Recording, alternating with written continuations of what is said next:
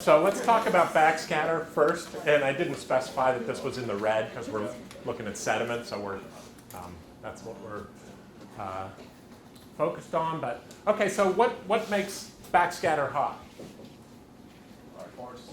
Large particle concentration. All right, so where are you going to get large particle concentrations? Generally, where there's some source of sediment. So what are the sources of sediment here in a estuarine system like this? The river's one. I saw the sign language. The river's one. That brings in sediment. We saw evidence of that in the opening slides. But then also resuspension. So the seabed is the other source of sediment. So you're going to see large concentrations where there's either sediment coming in from a river or sediment coming off the bed. Colin? So I want just clarification on, was that large concentrations or large particle concentrations? Which? Are you talking about high concentrations or large particles? Are you talking to me? I'm talking to Rush. I'm talking to me? What? Large particles are more core scattering. Maybe that's what I was thinking. So I was saying high concentrations of small particles probably have those back. Okay, just want some clarification. So the order one effect with backscatter is how much mass is in the water. And then second order effects are size and composition. So that's really important to remember, is that totally dominated by mass concentration. But if you're paying attention and looking closely, you can figure out more by looking at size distribution and composition. Okay, so where do we have high backscatter in this image? We should have it up here in the river that's bringing down sediment, and here in the estuarine turbidity maximum, because this is a spot where you're focusing sediment due to the circulation in the estuary. Okay, what makes the backscatter spectrum small or large? Particle size. So if the particles are small, what's the backscatter spectral slope going to be? Steeper. Okay, so where are particles going to be small in this image? The riverside, that's what we would expect because they haven't clumped up. Where else? Oceanside. Why the oceanside?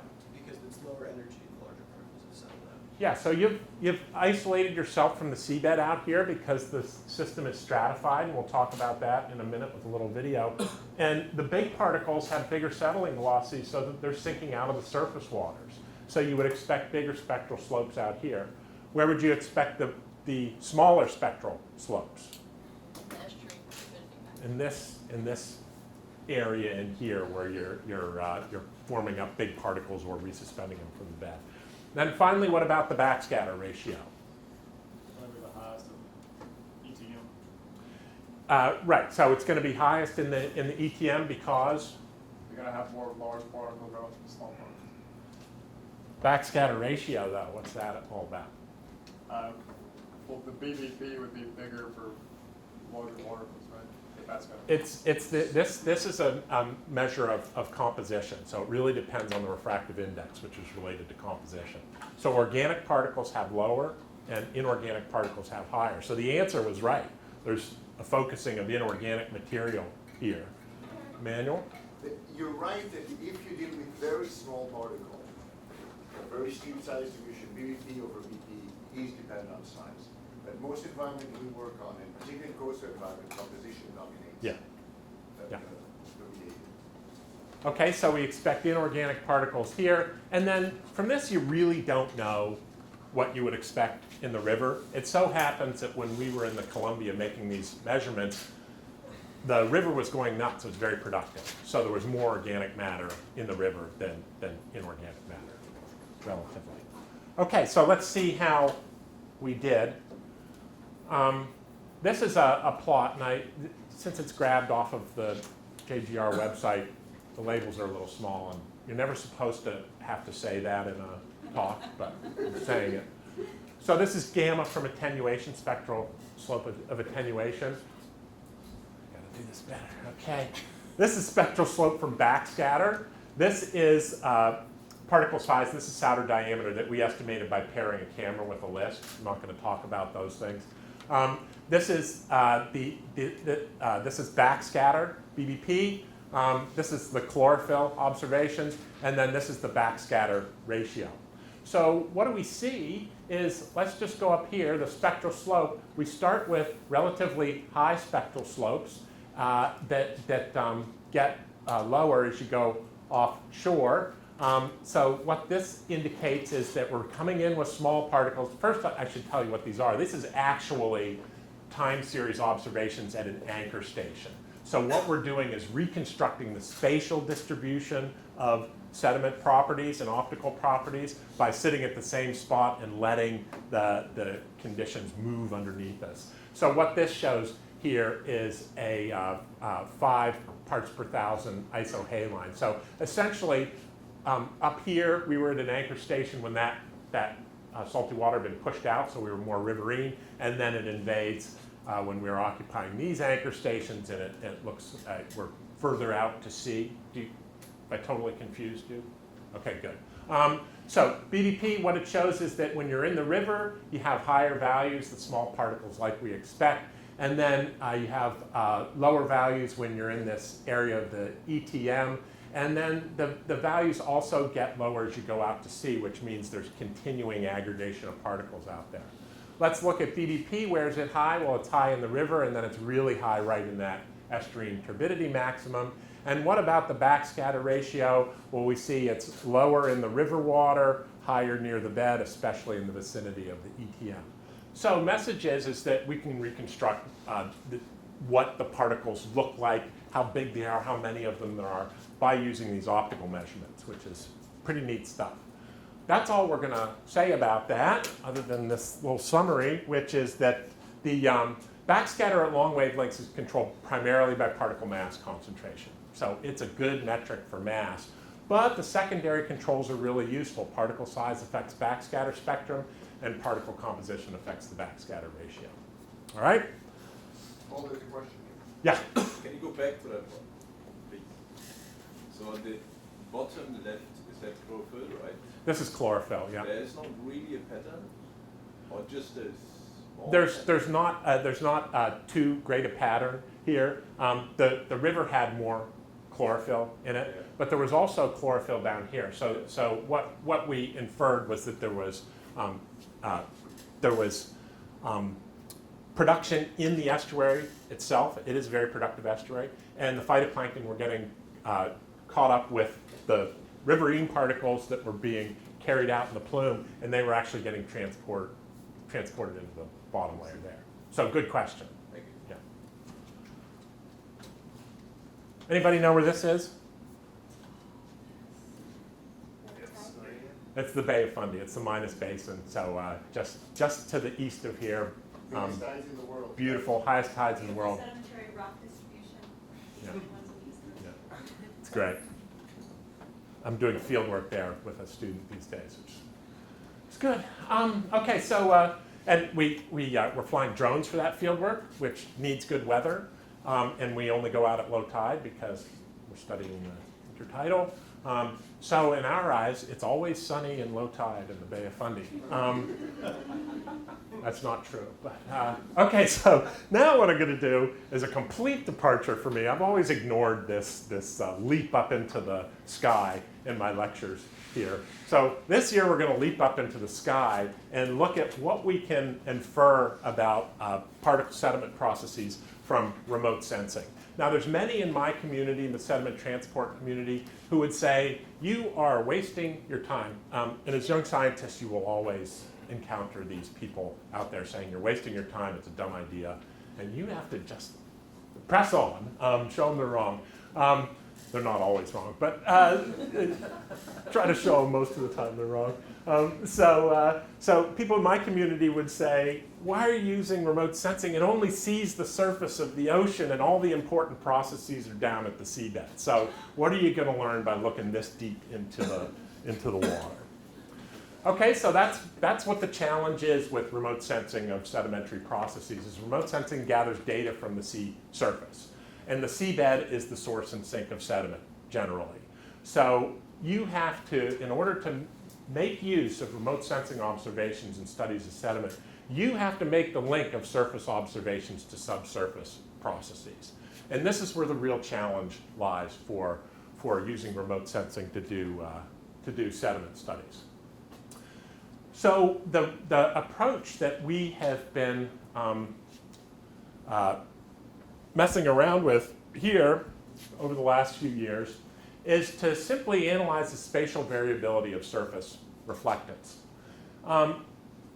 Despite all the good advice you've gotten in this class about calibration and validation and knowing exactly how your remotely sensed observation links to what's in the water, this approach says, I don't maybe care that much. What I care about is looking at the patterns that I see and linking those patterns to the processes that are going on. So in a nutshell, the simple explanation for what we're doing is that low reflectance means low resuspension or stratification. So stratification of the water column means you have less dense water at the top, more dense water down below, and that can limit the upward mixing of sediment to the surface. So you can have a bunch of resuspension down here, but it may not get to the surface if the water column is stratified. And then if you see high reflectance, that means high resuspension and mixing all the way to the surface. So just to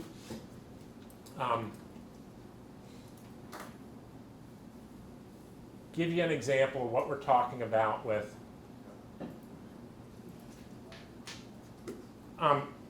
we can't hear the guy, but these are two different density fluids. The blue is denser and the yellow is less dense. And they were isolated by a dam, and when you pull that dam up, the denser water flows underneath the less dense water, and you don't get mixing. There's not enough energy to mix these two layers here, given the density contrast.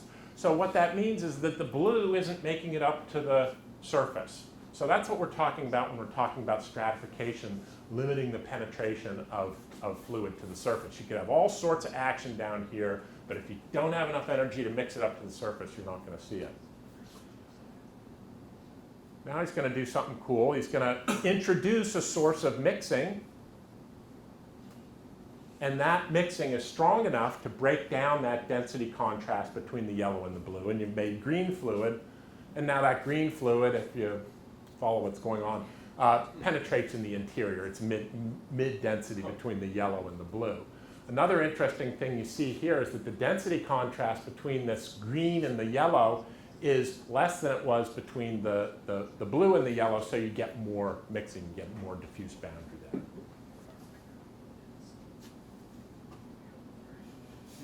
there. He's feeling the water temperatures. You may have felt, has anybody gone swimming? Yeah? If it's really warm out, you can warm up the surface layer here enough to have a warm layer on the surface, even though, oh God, what are they going to put up? Even though there's a lot of tidal mixing here.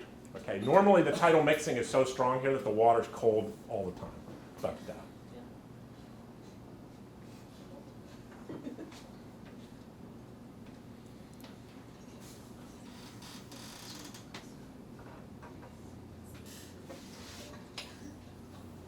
okay, so that was the point, is if you have low reflectance, that means either you're not resuspending any sediment or it's not making it to the surface because there's stratification. And if there's high reflectance, which again is caused by sediment in the water, talking about long wavelengths, that means that there's resuspension, bringing stuff off the bottom, and you're able to mix it to the sea surface. So now we're going to talk about two studies that we've been pursuing. One is remote classification of estuaries. Again, this is Jing Tao, part of Jing Tao's dissertation.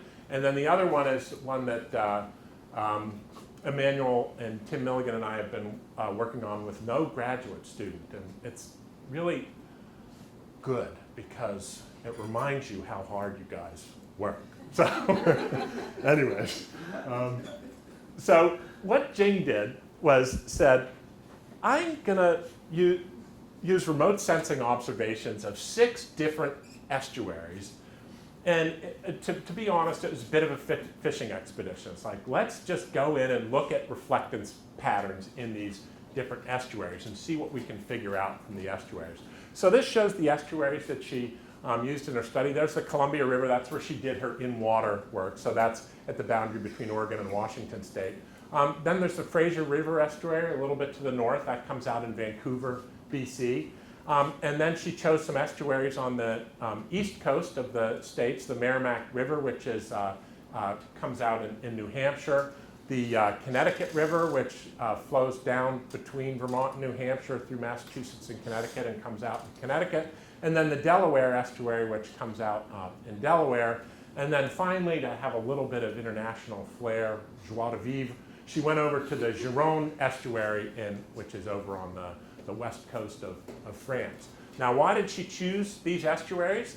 They needed to have observations in them already. So we needed to know how these estuaries were working already so that we could assess what we were seeing with remote sensing. So these are all well-studied estuaries. But also she wanted to cover that range of mixing that we talked about, from salt ledge estuaries to well-mixed estuaries. So she has the estuaries, those estuaries plotted up here in a parameter space that was recently proposed by Rocky Geyer, who's I was going to say he was the king of estuaries, but I have to use more appropriate language. He's an individual who has made extraordinary efforts to learn about estuaries. So he's proposed this new parameter space with Parker McCready, and what it shows is this is the strength of the river, and this is the strength of the tides. These are cool non-dimensional numbers that he's proposed. This one is how strong is the river flow relative to the baroclinic flow generated by the salinity difference between the river and the ocean. If you are at 1 in this parameter space, that means that the river is strong enough to completely push the salt out of the estuary. Okay, on this axis, what this is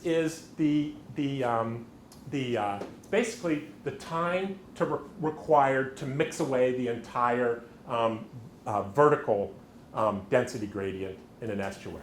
So as you are down here, it's not enough time to mix it away over a tidal cycle, whereas you over here, you can destroy the stratification in estuary 5 times over. So what she has is the different estuaries here. So Fraser River, Connecticut River, Columbia River, Delaware River, Gironde Estuary, and the Merrimack River. And they're plotted up with the different symbols, and the different positions of these symbols on here are based on the fact that the tidal range is different when so these are all associated with a Landsat 8 image. That's what we're going to use here, Landsat 8 image. There's a different discharge associated with each image, and there's a different tidal range associated with each image, and that moves you around in this space. So discharge moves you up and down, and tidal range moves you right to left. So that's why you have the different symbols, and like I said, each one represents a Landsat 8 image. The red line here is the proposed line of stratification. So if you're near this line or to the left of it, you're stratified. Okay, that means that stuff that happens on the bottom never makes its presence known at the surface. Whereas when you are to the right of that stratification line, under some conditions, you can mix whatever's down at the bottom all the way up to the surface. Okay, so this is what we're talking about. This is what a stratified estuary looks like. This is what a tidally mixed estuary looks like. So stuff that's happening here, there's no vertical density gradient preventing that material that's resuspended here from getting up to the surface. Whereas here, if you resuspend sediment here, it's not getting mixed up to the surface. There's not enough energy to break down that stratification. And so what Jane did was in these images, so I should say she did it, it's pretty hard to see in here. There's a thin blue line, it's not a good choice of color, which shows a transect down the main channel of these estuaries. So what she did was take Landsat 8 imagery and just extract the reflectance along that line going up the estuary. I think it was like a 5 by 5 pixel box, so we're talking about 150 meters by 150 meters, and went up the estuaries. And from those extracted parameters, what she estimated what was Cmax was, that's the maximum reflectance that she observed in the estuary. And she also observed Xmax, which was the horizontal position of maximum reflectance. And then she just saw how those things varied with the tidal range and river flow. So this is this is an interesting result, so hang in with me here as we explain this. This is relative distance to the river mouth. So you take the whole length of the estuary and then you just have a relative position along it, where 0 means that you are out at the ocean or the mouth of the estuary, and 1 means that you are up at the head of the estuary. Okay? What she has plotted here is reflectance, and she has stacks of reflectance. So each line here is the reflectance going up the estuary in a particular image. And she has them stacked relative to river discharge on the y-axis. Got it? Okay? And what we're looking at is the different estuaries. The top is the Fraser River. The next one is the Connecticut. Next one is the Columbia. Then we have the Delaware. Then we have the Gironde. And then we have the Merrimack River. So what do we see? In the top 3 panels, we see a pretty obvious pattern that jumps out here, is that there's not really much variability going along the estuary for any given image, but as you go to higher and higher river discharges, remember you're just going up the y-axis here, you get to higher and higher reflectances. So for these 3, you see that pattern where it's blue on the bottom, yellow on the top. Looks like river discharge is having a big effect on Cmax. Okay? Paul, can I just ask a quick Yeah. question there? But that's not implying necessarily that it's, you're seeing the bottom. You're seeing more sediment because you've got high river discharge. That's right. So what it means in our interpretation is that as the river discharge goes up, the amount of sediment in suspension goes up. So this is known as a river rating curve. Yeah, And but you don't know that, but you're not implying that you're seeing this, that you're seeing a process that's on the seabed. No. Which is what you started with saying. no.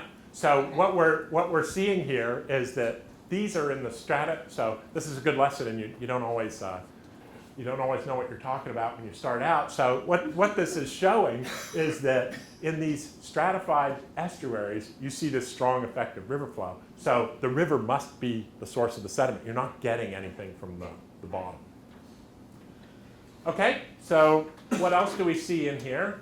In panel 4 and 5, we see this pattern that's most obvious here, is that you see clearly in the estuary you have a position of maximum reflectance, so there's an obvious X max. And that X max moves out to sea, not all the way up to sea, but moves down the estuary as river discharge increases. So it's really obvious there. If you use your imagination, you can see it there as well. And then in the bottom panel, the poor Merrimack, it's just chaotic. There's no patterns that emerge. There's high concentrations sometimes, others not so much. So if we look at these in a different way, this is Cmax plotted versus river discharge. And the different colors here indicate different tidal ranges, or no, lags from high tide, sorry. So 0 means you are at high tide, and 6 or minus 6 means you're at low tide. So there's no real information in there, so that's what they are, but don't worry about them. At least we saw no correlations. So what are we looking at here? On the y-axis, we have river discharge in meters cubed per second. And on the x-axis, we have remotely sensed reflectance at 655 for all the rivers except the sediment-rich Gironde, where we're looking at 865. Why would we do that? Yeah, so what's saturation? Yeah, yeah. So you end up getting so much sediment in the water that the sediment is doing the backscattering and the absorbing. So you don't see anything. It doesn't change. The reflectance doesn't change. Okay, so that's a minor point. Don't worry about it. What we see is that those 3 top panels have clear correlation of between reflectance and river discharge. And you can tell Emmanuel is on Jink's committee because she looked for many different ways to express her confidence in the relationship here. So clearly there is a correlation for those 3 rivers, and there's nothing for these. You can use your eye to do it even without stats. Now, if you look at Xmax versus discharge, you see something very different. There's a really weak, there's a weak relationship here in the Fraser River, but then much stronger relationships here in the Gironde estuary and in the Delaware River, and not much in the other ones. Paul, Yeah. would you expect necessarily to see a relationship with high and low tide, or with the maximum ebb and maximum flood, which would be in those intermediate hours? Absolutely, we would expect to see that, and we looked for it, and we didn't find it. So, It looks like it's. so maximum. it's there, but we are data poor right now. So we just don't have enough images, and there's some tidal aliasing.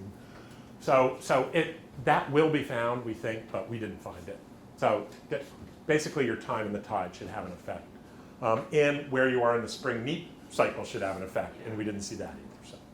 So, but anyways, these estuaries that plotted up as well mixed or partially mixed estuaries show this relationship of the position of the maximum reflectance with river discharge. Okay, so what's going on is that, or I guess I should say what's going on first instead of before going into significance. What's going on is in those stratified estuaries, as I was already talking about, the river brings in the sediment falls out. The amount of sediment that comes in is based on how much water's coming out of the river. So all you're seeing is a river signal in those estuaries. You're not seeing any effect of the bottom on the signal you see at the surface. And then in the well-mixed estuaries, what you're seeing is resuspension from the bottom, and we can't get into the estuarine dynamics. I can talk with you about it later. But where you get that resuspension in a well-mixed estuary is where the sediment has been stored temporarily on the bottom, and where the sediment is stored temporarily on the bottom in a well-mixed estuary depends on river flow. So this is something that's known in the estuarine community.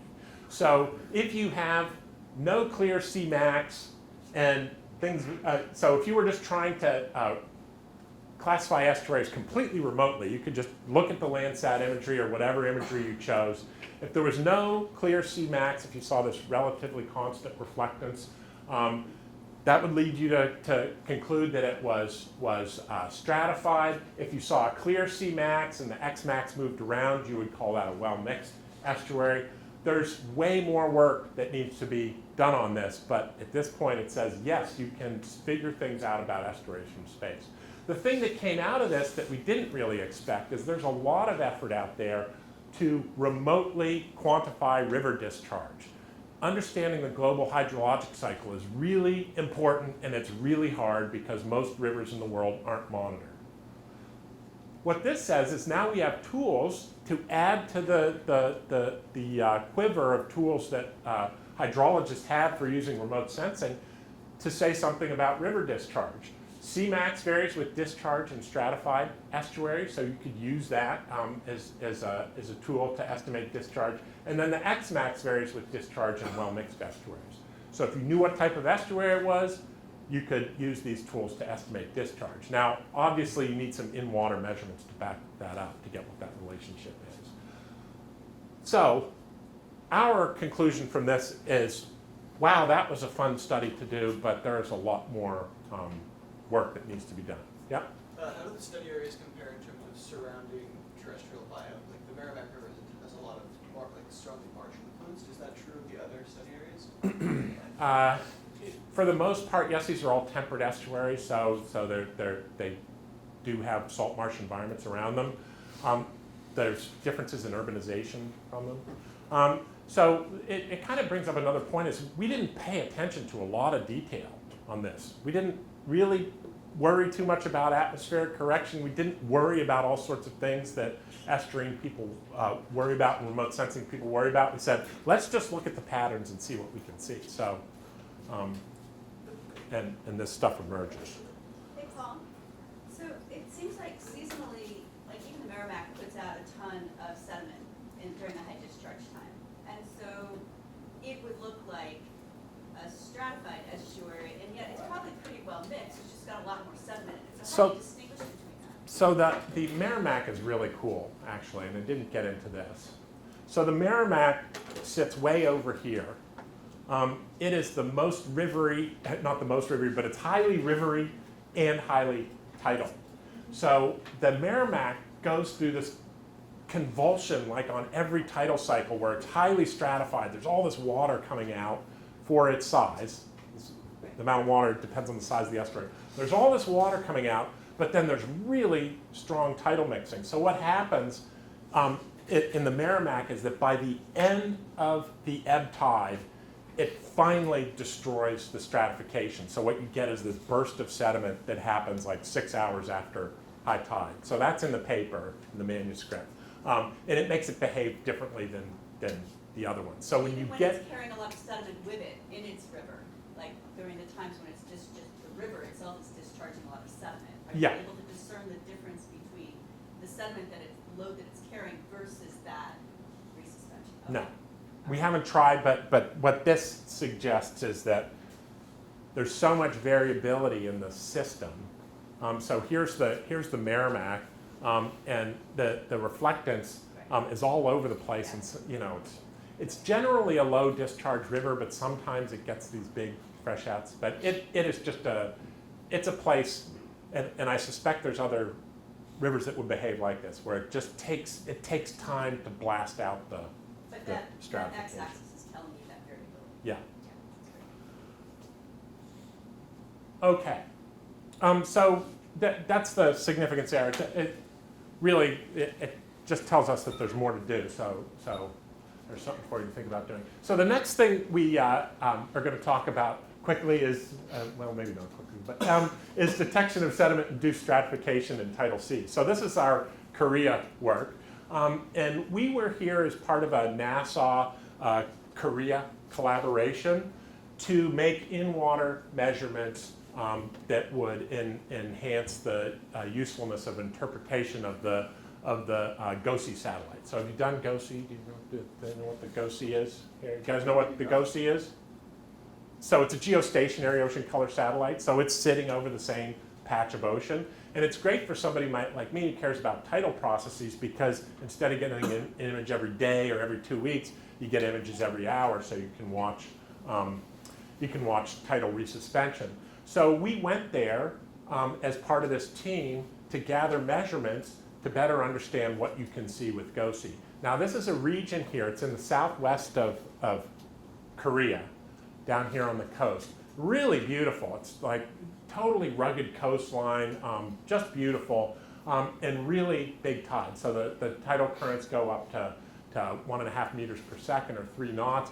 There's large suspended sediment concentration. There's a series of tidal ridges up here and channels. These show some of our study sites there. And it's the site of previous GOSI research, which has shown without full supporting in-water measurements that you do see tidal scale variability in the reflectance caused by tidal resuspension. So we were there to just basically we were there to just make some interesting observations, and we pretty much knew what we were going to find. Okay, so what would you expect? When tidal flow is strong, suspended sediment concentration at the sea surface should be what? Anyone want to be bold? High. Should be high, right? Currents going along, going to be high. When tidal flow is weak, suspended sediment concentration at the sea surface should be low, right? So this is what we thought we were going to observe. There's 2 papers that show when the currents are going strongly, there's more reflectance. So this is what we observed. So this is from a campaign in the spring of 2016. What it's showing is depth in meters below the sea surface at anchor stations in tidal channels that are about 25 meters deep. So we were only going down through half of the water column. And what it's showing is estimated suspended particulate mass based on optical backscatter. So every half hour would just drop an instrument package halfway down through the water column. We had a whole bunch of other measurements too, like gamma BB, all sorts of stuff, but this is just the backscatter measurements. So what did we see here? The purple is high slack water. So this is when the currents are weak. The orange shows peak flow, and then don't pay any attention to that because that's telling what the story is. So what do we see in this? So we're occupying this tidal channel. What we see is that in the top half of the water column, the integrated sediment load is higher than it is during peak flow. So we went over there confidently knowing what we were going to find out and saw just the reverse. So way more sediment, not way more sediment,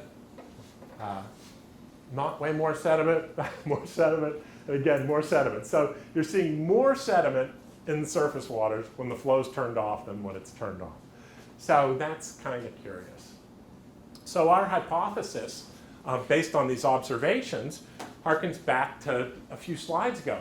What this said to us is we know that with current speeds like this, 1.5 meters per second, you are resuspending a lot of sediment.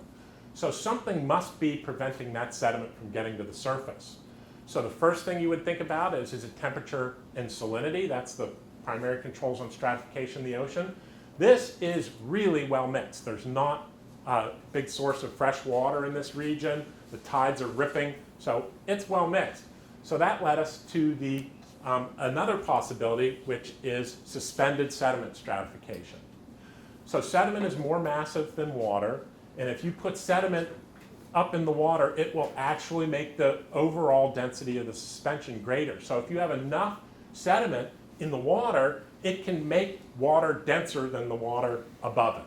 So that's what we hypothesized was going on, was that at really high current speeds, aggregates were resuspended. Now there's a little bit of nuance here. There's a difference between flocks and aggregates. Flocks are fragile, recently formed clumps of particles, whereas aggregates have been around for a while. We'd say they've been through the washing machine a bunch of times. So they're denser clumps of particles that don't break and reform with changes in turbulence. So we said that maybe there's aggregates and that we have reason to hypothesize that, which I don't show here. Maybe these aggregates get resuspended when the current's really whipping along, and they cause density stratification, which limits the upward turbulent diffusion of sediment. So you're resuspending sediment, but it's not getting up to the surface. It's stuck by the stratification down near the bottom. And we also inferred that stratification would only occur in the tidal channels. So this area is much like this room is. So you have ridges and then you have channels in between. So we were making our observations in the channels. Why do you think you wouldn't expect this process to be observed up on the ridges? Any ideas? They're already scoured clean of sediment. They could be scoured clean of sediment, but if they weren't scoured clean of sediment, what if you make a dense suspension up on a ridge? What's going to happen to it? So, Goes under the influence of gravity down into the channels. So these channels are kind of traps for any dense suspensions that form. So you're actually right, I think, in that you resuspend sediment, and if it makes a dense suspension, it just goes down into the channels. Okay, so we were able to return to Korea in the fall of 2017, and we took a much more modest instrument package. I didn't have our original instrument package, but these are crazy waters. You put the thing in the water, and it just goes whoosh, out the back. Anyways, it's especially good for the AC-9 because it traps all sorts of bubbles in there, and really good for observations. So we just went back with a bottom-triggered Niskin bottle. So when this thing hits the bottom, it closes the Niskin bottle, and we just have a CTD and an optical backscatter sensor. And we went all the way to the bottom this time because we suspected, we didn't have the observations last time to show that there was suspended sediment stratification. So we suspected if we went to the bottom, we would see that. And we had a ship-mounted ACP for currents. Now, unfortunately, we had rotten weather when we were there, and we couldn't get back to the main site except on the very last day. But we saw similar patterns. So these are three different days. We see that surface suspended particulate mass is higher, it's slack water, it's the same color scheme. But now we're going all the way to the bottom. See, we're going to 30 meters here. And what we see is that as you get below those surface waters where we were before, you get some really steep gradients in suspended sediment concentration. So as you go to the bottom, the concentrations get really big, and that's particularly visible here. So we're going from, maybe 10 milligrams per liter at the surface, and you get down here and you very rapidly increase to 600 milligrams per liter, grams per meter cubed. So these gradients are really steep. Okay, so this shows that one day we got back out to the main site where we had our observations from 2016. And what we see here are, this is showing current speed in meters per second. And this is showing time, and this is depth here. In the middle panel, what we have is time, so this is just local time when we're occupying the stations. And this is the log of suspended particulate mass in grams per meter cubed. So at the top here, we're talking about almost 1,000 grams per meter cubed or milligrams per liter. And then in the bottom here, what we have is a plot of a dimensionless number called the Richardson number, which tells you whether there's enough density stratification to limit turbulent mixing, okay? So let's look at it first. Here's the current. So get out there. We've got, this is on the flood tide. We see really high current speeds up to 1.5 meters per second. Then we go into high slack water. We see everything settles down. Currents are pretty much zero throughout the water column. And then we turn it on the ebb. We're starting to build up some really high current speeds again. And what happens with the suspended particulate mass? Well, when the currents are really whipping along here, we see lots of sediment down near the bottom. It's bright red. But up at the surface, it's blue. Those are the lowest concentrations we observe up at the surface when the current's going the fastest. Then, right around noon, when the currents start to dissipate, you see that now this is supposed to be yellow, it's not showing up that well. You see that we're mixing sediment all the way up to the surface. And then as you turn around and start building the currents again, things go low up at the surface again as you're building up sediment here. Okay, so what do I think is going on? The current speeds are really strong. resuspends a bunch of sediment here. There's so much sediment in the water column that it limits upward turbulent mixing, so you don't see any sediment at the surface because you still have sinking up there, right? Now what happens here, the current starts to wane. When the current starts to wane, you have this competition between how much shear there is in the water column and how much stratification is caused by that sediment, suspended sediment. As the currents start to wane, the amount of energy for mixing goes down, but also the stratification goes down because you start depositing sediment. So what happens is that you cross the boundary, you lose enough sediment out of the water column that mixing can take over and mix to the surface, so you mix that sediment to the surface. What's going on here is that you start to resuspend sediment again, it stratifies the water column, so you have settling up here but no turbulent mixing. Okay, so what does the Richardson number say? I just did the Richardson number by categories to keep it straight up. If you are category 2 or 3, that means that there is enough stratification caused by the sediment to limit upward turbulent mixing. And where do we see that? We see that right at the top of this layer, right at that time of peak currents, and then we see it re-emerging, interestingly, on the ebb there. Colin? Are you able to do a balance, SPM balance, so you know how the resuspended sediment, how much settles out versus how much got mixed to the surface? Yeah, so what we did was the integrated sediment load through the whole water column. And that showed us something really interesting that I wasn't going to talk about, which is that there's also an advective signal in here. So there is a blob of sediment moving around. There is way more sediment in the water column, total sediment in the water column right now than there is right there, even though that's peak current. So this blob is advecting around, and that's causing the stratification. But we'll just keep it 1D for right now. Yeah, so great question. But the process is the same. Okay, so who cares? Thought we were doing remote sensing. So the implications are that the surface SPM concentration is reduced in the channels because of this sediment-induced stratification. So you're taking away the maximum punch of high currents. You're saying, when the currents are high, I'm not mixing anything to the surface. So the channels are pretty boring.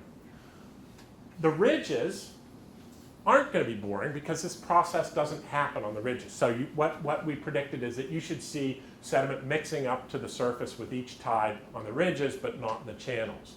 So both the mean and the variability of reflectance should be lower in the channels than it is on the ridges. So we went and, even though this was a GOSI project, the GOSI images weren't as fine-grained as we needed to be. You know, there's bigger pixel footprint. So we went and looked at Landsat 8 images. What we have here is the mean reflectance from Landsat 8 at 655, and we had 14 clear images. So, and what we have is over here, so that's what the reflectance is. So it shows you here that the brown colors indicate higher reflectances and the bluer colors indicate lower reflectances. And this is the general site of our anchor station here in this